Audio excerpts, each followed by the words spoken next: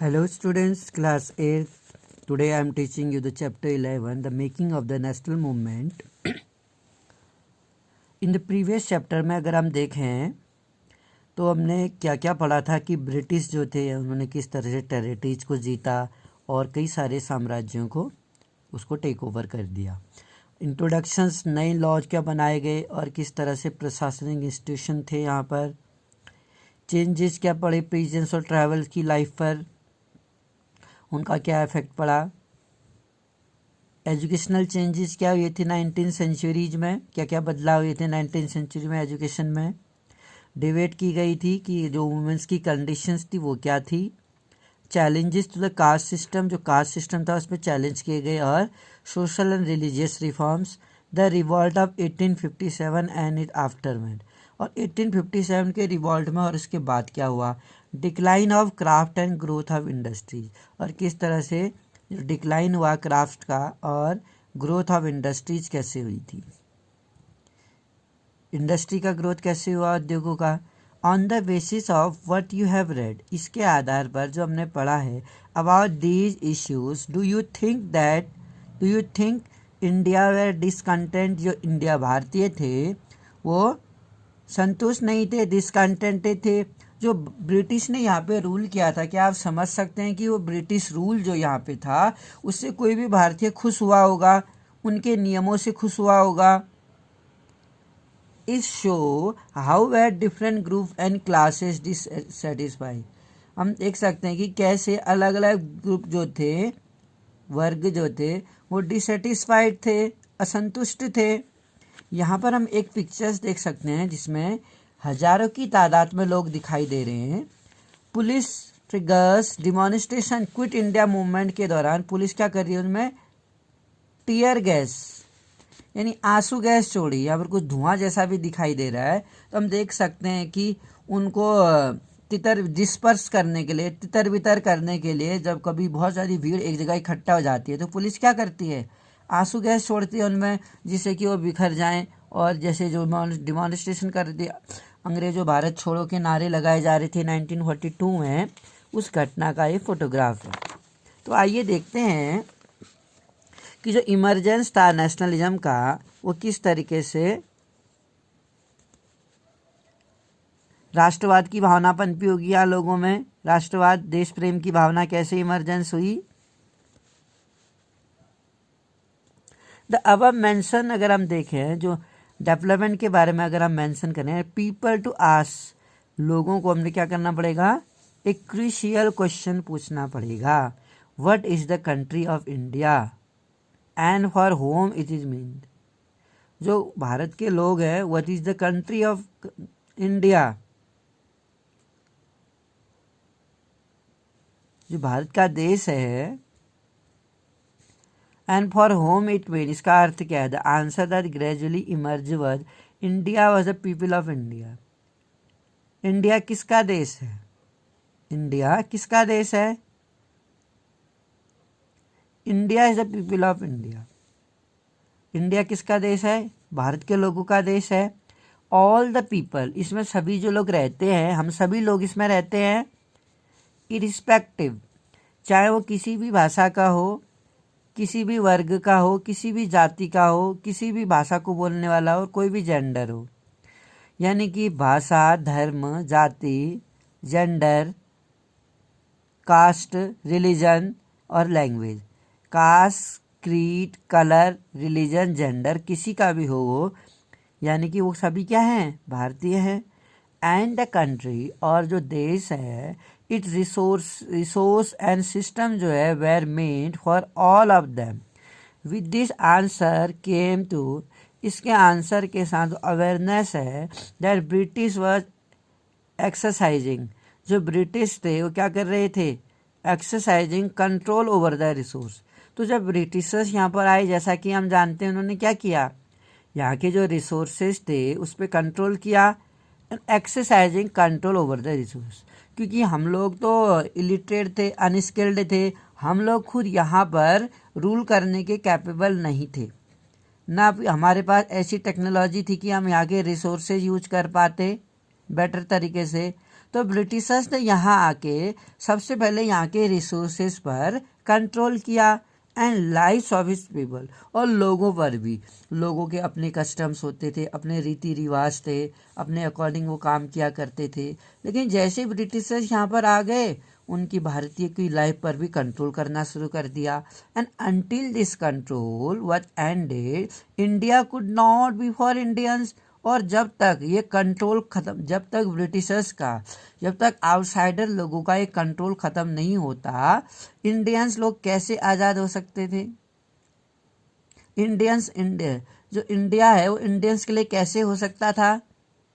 This consequences, इसके जो परिणाम थे, begin to be clearly states by the, जो पॉलिटिकल एसोसिएशंस की अगर हम बात करें, जो राजनीतिक संगठन थे 1850 के बाद ही बने यहाँ पर, स्पेशली दोज, उनके लिए, specially those that came into being in 1870 और 1880 के टाइम पर जो आए।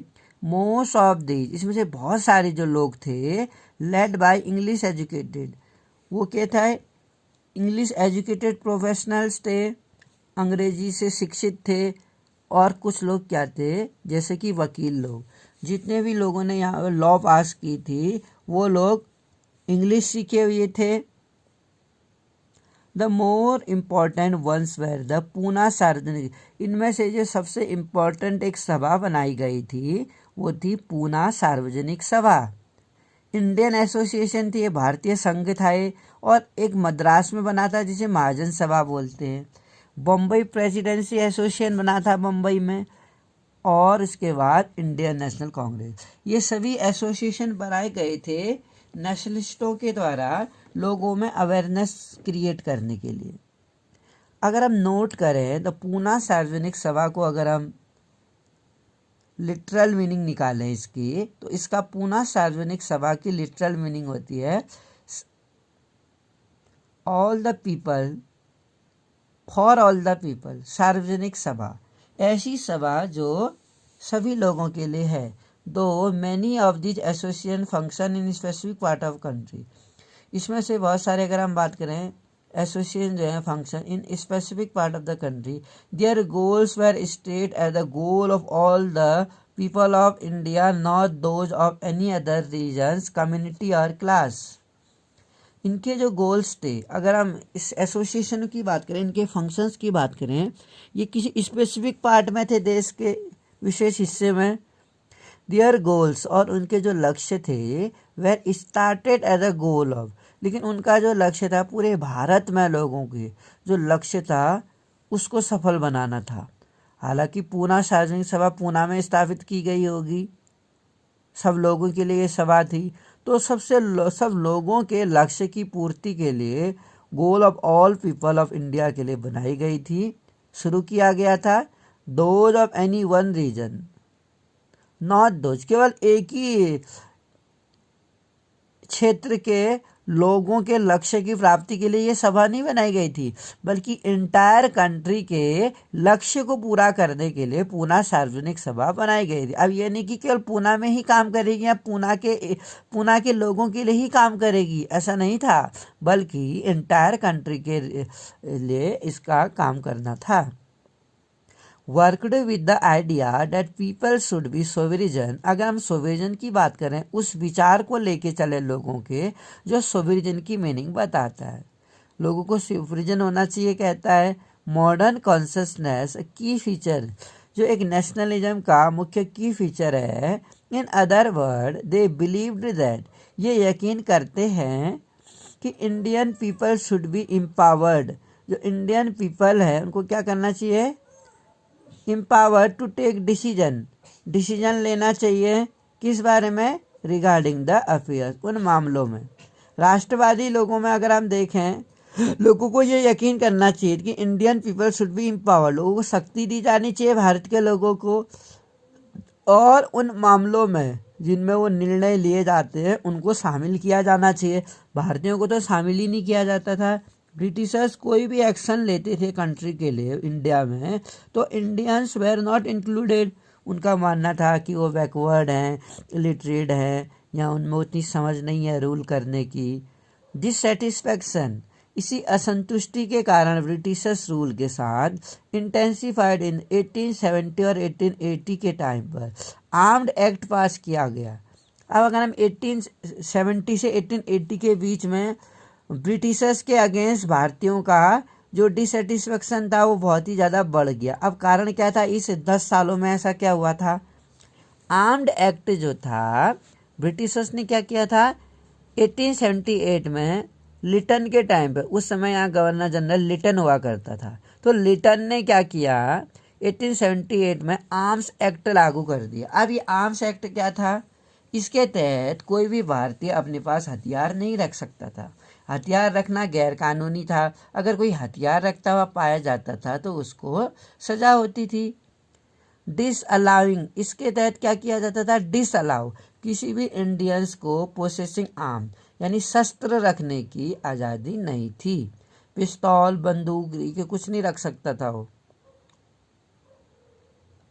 इन द सेम ईयर, उसी साल, जिस साल आर्म्स एक्ट लागू किया कि भारतीय लोग हथियार नहीं रख सकते हैं, उसी साल वर्नैकुलर प्रेस एक्ट इनेक्ट किया गया।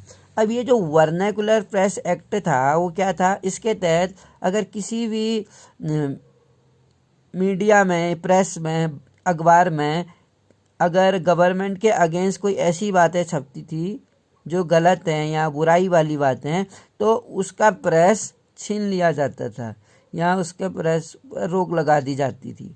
Also enact in efforts to silence those, vernacular press act के तहत उन लोगों के प्रयास को, जो प्रयास कर रहे थे उनको चुप करना था, who were critical of government, जो सरकार की आलोचक थे, सरकार की बुराई करते, उन लोगों को रोक लगाना था।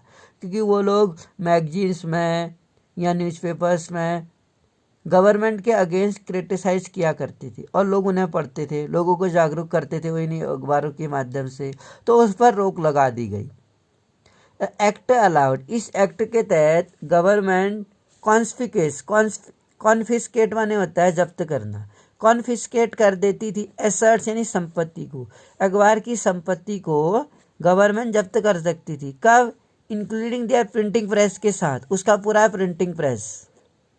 If the newspaper publish anything that is found objectional, आपत्तिजनक, अगर ब्रिटिश गवर्नमेंट के अगेंस्ट कोई भी आपत्तिजनक चीज़ छापी जाती थी अखबार में, तो उसके अखबार, उसके जो प्रेस था जहां अखबार छपता था, वो प्रेस में उनकी सारी चीज़ें गवर्नमेंट के द्वारा कॉन्फिस्केट, जब्त कर दी जाती थी अगर गवर्नमेंट के अगेंस्ट कोई आपत्तिजनक चीज़ कोई छापने का प्रयास करता था। तो बाल गंगाधर तिलक के इस बार कई बार उनके प्रिंटिंग प्रेस पर कॉन्फिस्केट, जब्त कर लिया गया, क्योंकि वो अपने अखबारों में मराठा और केसरी, उनकी जो मैगजीन्स थी, उसमें वो आपत्तिजनक चीज़ें छापते थे, सरकार के अगेंस्ट लोगों को जागरूक करने का प्रयास करते थे। इन 1883 में देयर वाज अ फॉर और over the attempt by government, एक इल्बर्ट बिल भी पास कर दिया गया। अब ये इल्बर्ट बिल क्या था, इस इल्बर्ट, रिपन के टाइम पर ये इल्बर्ट बिल पास हुआ था, बाकी दो बिल लिटन के टाइम पे हुए थे, आर्म्स एक्ट और वर्नैकुलर प्रेस एक्ट, दो एक्ट हैं यहाँ पर। आर्म्स एक्ट में हथियार नहीं रख सकते थे कोई भी भारतीय, और वर्नैकुलर प्रेस एक्ट के तहत कोई भी प्रेस, कोई भी न्यूज़पेपर गवर्नमेंट के अगेंस्ट ऑब्जेक्शनल बातें, आपत्तिजनक बातें अखबार में नहीं छाप सकता था। अगर कोई ऐसा करता था तो उसका प्रेस पर ताला लगा दिया जाता था, उनकी चीज़ों को, अखबार जितनी चीज़ें थी प्रेस में, उनकी सामानों को सरकार के द्वारा जब्त कर लिया जाता था। और इल्बर्ट बिल जो था रिपन के टाइम पर, उसके बाद लिटन के बाद रिपन बन के आया यहाँ पर गवर्नर जनरल, तो उसने इल्बर्ट बिल पास किया। इल्बर्ट बिल बुरा नहीं था, अच्छा था ये बिल, लेकिन इसको ब्रिटिशर्स ने विरोध किया, भारतीयों ने नहीं किया। अभी क्या था ये बिल जानते हैं, the bill provided for the trial of British और यूरोपियन, अगर कोई भी ब्रिटिश व्यक्ति या यूरोपियन पर्सन को, उसका ट्रायल, उस पर मुकदमा चलता था, ट्रायल चलता था, तो European person by Indian and sought equality, तो एक इक्वलिटी दर्शाई गई थी कि चाहे वो ब्रिटिश हो या यूरोपियन हो, उसका जो मुकदमा है वो बिटवीन ब्रिटिश एंड इंडियन जज, तो उस मुकदमे को ब्रिटिश और इंडियन जज दोनों के द्वारा समान रूप से सुनने का अधिकार है। अदरवाइज होता क्या था, अगर कोई ब्रिटिश पर्सन पर मुकदमा चलता था तो उस मुकदमे को जो इंडियन जज होता था ब्रिटिश के कोर्ट में, उसे उस जज को वो मुकदमा सुनने का अधिकार नहीं था। केवल ब्रिटिश जज ही उस ब्रिटिश पर्सन के मुकदमे को सुनने का अधिकार रखता था। तो रिपन ने क्या कहा, जज तो जज है, चाहे वो ब्रिटिश का हो चाहे इंडिया का जज हो, तो इंडियन जजों को भी ब्रिटिश पर्सन का मुकदमा सुनने का अधिकार होना चाहिए। इसके ब्रिटिश भड़क गए थे। अब रिपन ने तो अधिकार दे दिया, इसको वाइट बिल भी बोलते हैं, यानी गोरे व्यक्ति पर भी मुकदमा सुनने का अधिकार होना चाहिए इंडियन जज को। जज तो जज ही है, चाहे ब्रिटिश का जज हो या इंडियन जज हो, वो भी तो टेस्ट पास करके जज बना था। Opposition force the government, opposition ने क्या किया, गवर्नमेंट को फोर्स किया रिपन को कि वो ये बिल को वापस ले ले। इंडियंस वेर इनरेज, तो इंडियंस क्या हुए, इनरेज हो गए, गुस्से हो गए, आक्रोशित हो गए, गुस्सा छड़क गया। क्यों, एक इंडियन जज को एक इक्वलिटी नहीं दी जा रही है, एक इम्पोर्टेंस नहीं दी जा रही कि वो ब्रिटिश पीपल का ट्रायल नहीं सुनेगा, उनका मुकदमा नहीं सुनेगा। द इवेंट्स जो थे highlight the racial attitude of British in India.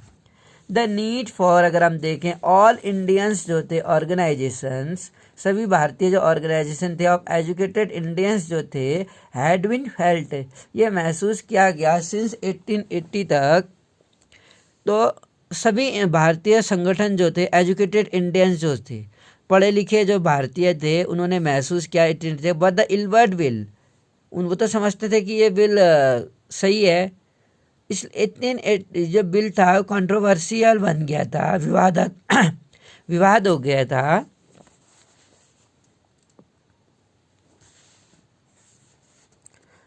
Deepen the desire, Indian national Congress और 1885 में 72 डेलीगेट्स के साथ, प्रतिनिधियों के साथ पूरे देश भर से, all over the country, Mumbai में मिले 1885 में। और अर्ली लीडरशिप, जो लीडरशिप थी, जो इंडियन नेशनल कांग्रेस बनाई गई थी, उसमें दादा भाई Naoroji, Firoz Shah Mehta, Badruddin Tyab ji, Vimarsh Chandra Banerjee, Surendra Nath Banerjee, Romesh Chandra Dutt, S Subramania Iyer, among others, largely from Mumbai and Calcutta. ये बेसिकली मुंबई और कलकत्ता से थे। Business and publicist settled in London, तो एक बिजनेसमैन जो थे लंदन में जो सेटल किए थे, बिजनेसमैन और publicist settle in London and for a time members of British parliament, जो मेंबर थे ब्रिटिश पार्लियामेंट के। अब अगर हम दादा भाई नारोजी के बारे में जाने तो हम जानते हैं कि जो दादा भाई नारोजी थे वो ब्रिटिश पार्लियामेंट के मेंबर भी रह चुके थे, उन्होंने ब्रिटिश पार्लियामेंट के लिए चुनाव भी लड़ा था। यंगर नेशनलिस्ट थे, राष्ट्रवादी थे, रिटायर्ड ब्रिटिश ऑफिशियल था इसमें एक A.O. ह्यूम के नाम से। उसने इंडियन नेशनल कांग्रेस बनाने में बहुत अपना इम्पोर्टेंट कंट्रीब्यूशन दिया। ब्रिंगिंग इंडियंस फ्रॉम वेरियस, जो अलग अलग हिस्सों से सभी इंडियंस को एक साथ लेकर आया। Nation for in the making की अगर हम देखें, राष्ट्रवाद जो भारत में लोगों में राष्ट्रवाद की भावना कैसे क्रिएट हुई होगी, देश प्रेमी कैसे बने होंगे वो।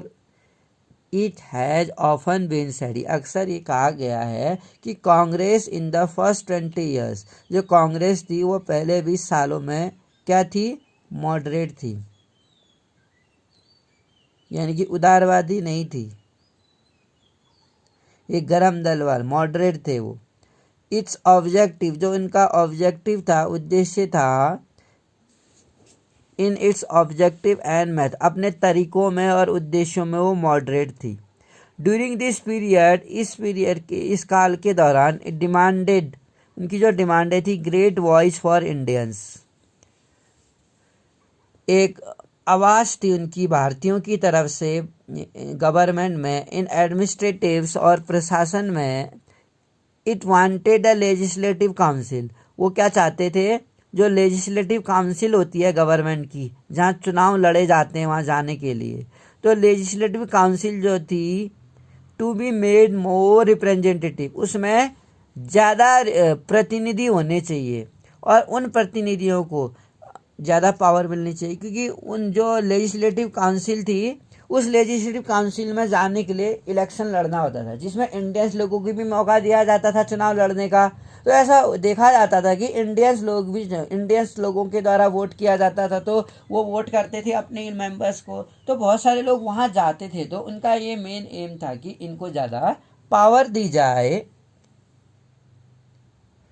और ये डिमांड की गई इंडियंस भी प्ले, जो भारतीय लोग हैं उनको गवर्नमेंट में ज़्यादा हाई पोस्ट दी जाए, क्योंकि ऐसा देखा जाता था कि भारतीयों को हाई पोस्ट नहीं दी जाती थी उस टाइम पर। और जो एग्ज़ाम होते थे वो लंदन में होते थे, तो इन्होंने डिमांड की कि जो एग्ज़ाम है वो इंडिया में भी कराए जाएं, इंडिया और लंदन दोनों में एक साथ कराए जाएं, जिससे कि इंडियंस लोगों को लंदन न जाना पड़े। डिमांड्स फॉर इंडस्ट्रियलाइजेशन, तो जो औद्योगिकरण के लिए इनकी डिमांड थी। और एडमिनिस्ट्रेशन जो था was a part of movement.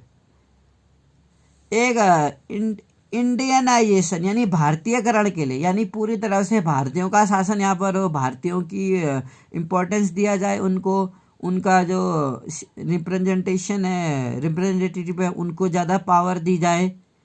और इंडियंस लोगों को भी हाई पोस्ट के लिए वो कैपेबल हो, डिजर्व करते हो, जो डिजर्व करते हो उनको हाई पोस्ट दी जाए, क्योंकि भारतीय लोगों को बहुत ऊंचा पद नहीं दिया जाता। ब्रिटिश लोग बड़े चालाक थे, वो भारतीय लोगों को बहुत ऊंचा पद नहीं देते थे, उसको ज़्यादा पावर नहीं दी जाती थी। तो यही डिमांड इनके द्वारा की गई थी, मॉडरेट लोगों के द्वारा।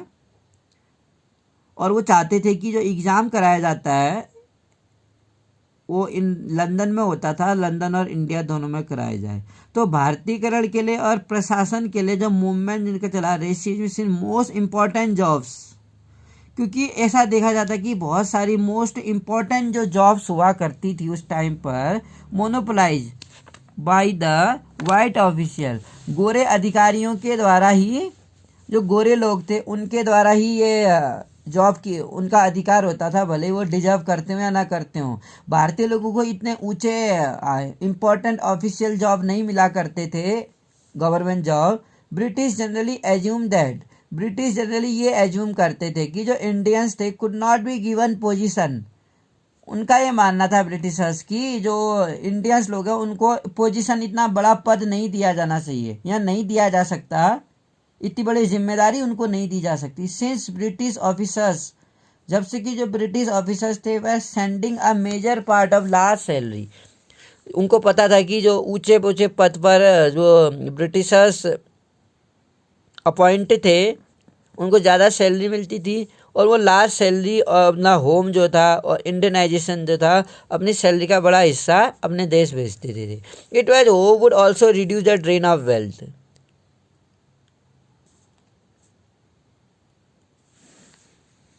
बेसिकली इस आशा के साथ कि जो एक वेल्थ है, धन का बड़ा हिस्सा इंग्लैंड में जाने से रोकना भी था, क्योंकि ब्रिटिशर्स जितना यहाँ कमाते थे, जितनी ब्रिटिशर्स को इनकम होती थी, वो सारा वो अपने देश में भेजते थे। यहाँ से, यहाँ के नेचुरल रिसोर्स को यूज करके, यहाँ पर इंडस्ट्री सेटअप करके, यहाँ पर ब्रिटिश पीपल्स को हाई पोस्ट में ला के जो पैसा इनकम होता था, वो लोग वहाँ पर फिर अपना अच्छा जीवन व्यतीत करते थे वहाँ जाके, जब रिटायर होके चले जाते थे वो अपने देश। अगर included the separation of judiciary from executive, repeal of Arms Act and freedom of speech। वो आर्म्स एक्ट को कैंसिल करना चाहते थे, रिपील करना चाहते थे, and freedom of speech and expression की डिमांड कर रहे थे कि उनको फ्रीडम ऑफ स्पीच दिया जाए, भाषण करने की और अभिव्यक्ति करने की आज़ादी उन्हें दी जाए। We will study the next part in next video. Thank you for listening me.